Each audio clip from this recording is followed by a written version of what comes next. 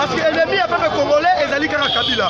Yango to lobby loi wana o ba pota bango le temps le bango biso te peuple congolais to pota yango. Et le lo mais yango ya 48 manifestation le yango. Et le lo manifestation le lo et aussi le lo te. Ah et moi dis ba Kabila ko lo ba Congo. Nous demandons à la société internationale de venir pour Kabila parce que Kabila